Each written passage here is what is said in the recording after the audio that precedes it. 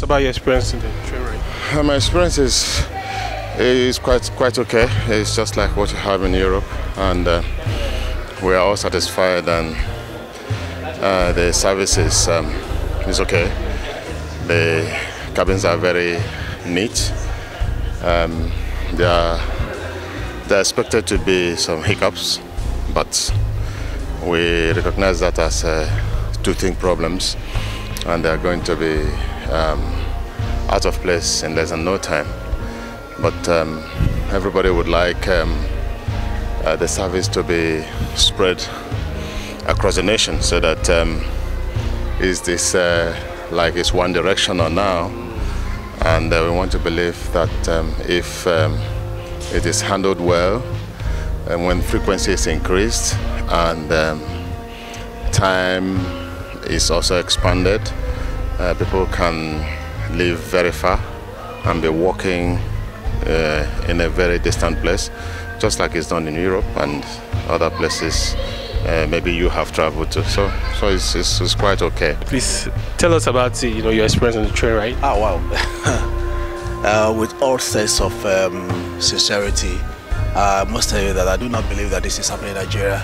I've been to Western countries and I've seen how train system works, and I can tell you that I have not seen any significant difference. It does mean that we can do it. It means we can change and transform our world as well.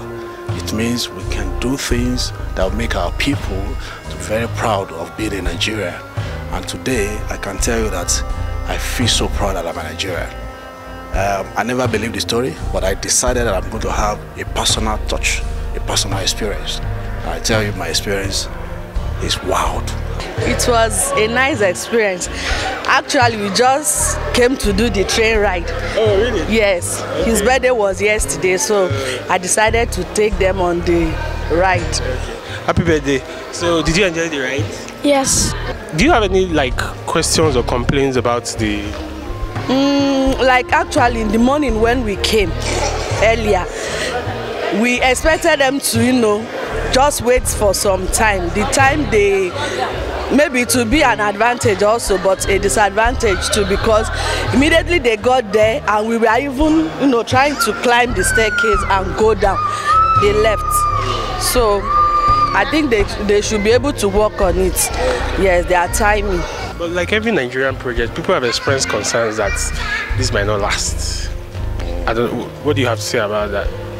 I don't see it not lasting, because I strongly believe that the problem we have had in leadership and governance is nobody has decided to make a sacrifice and take a bold initiative to break the ice.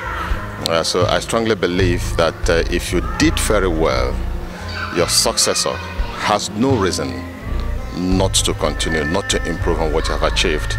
And the level of enlightenment and the awareness of the electorate, the people, the masses, is different from what it was even yesterday. So what I anticipate is that the government is going to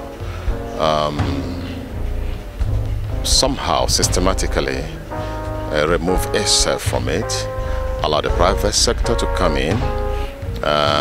They will naturally come in as businessmen who want to make abnormal profit, but midway they're going to have competition, and competition is going to force them to bring down their prices. And one thing we have going is the market. The market is so huge, so large. There's population, and if the price is affordable, there is no how it's not going to succeed. Honestly, I think I've made up my mind that anytime I'm traveling to Kaduna, I will not even go by road anymore. I think this is the best way to travel for now. It's safe, it's cheap, it's fast, and it's quite very efficient. I just hope that we'll be able to maintain this level of quality service. So are you one of those who think that this should be handed over to the private sector in the long run? Well, with the advantage of hindsight, if you look at some of the things that the government has been handling themselves, from aviation to maritime to road transport, you will see that it appears as if the government could not really, handle such things at this scale. So I would be part of those people who will advocate that let it first be a public-private initiative, and let the private take the leadership in ensuring that this service is maintained and sustained. Because if we leave it to the government, well, if the government is changing by the day, I don't know. But for now, for us to be able to maintain this level of quality service delivery, I think the private sector should take it over, and the government should not just regulate and ensure that they are not